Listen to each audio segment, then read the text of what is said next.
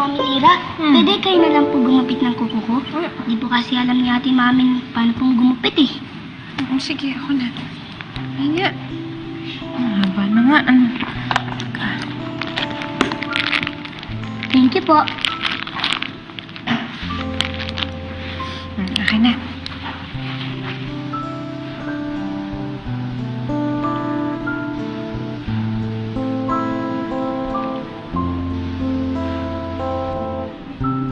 Sakit ba? Di po. Okay lang?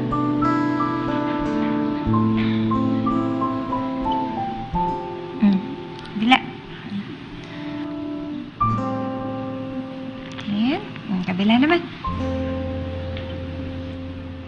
Ito na yun. Okay. Okay na. Okay na po? Sige. Thank you po, Mami. You're welcome. O, dali mo na to. Bigay mo kay Manang.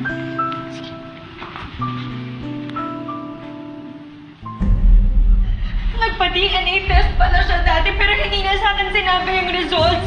Tapos wala pala siyang balak sabihin na hindi ko pala talaga anak yung batang yun. Dapat siguraduhin niya muna, di ba? Kasi kung hindi naman siya sigurado, di walang conflict.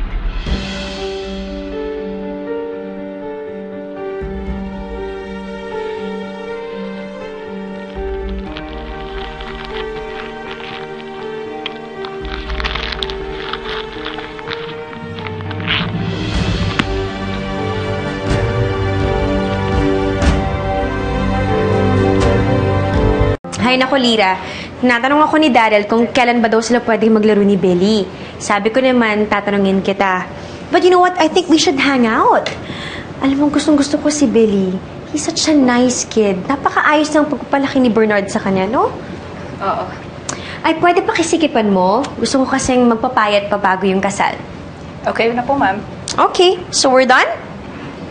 Everything good? Okay, perfect. O tara, hatid ko na kayo. Sige. Excuse me. Gusto ko lang yung buhok. Ang gulo niya. Sige. Ingat kayo. Thank Thank you. Thank you for your time. Dito tayo.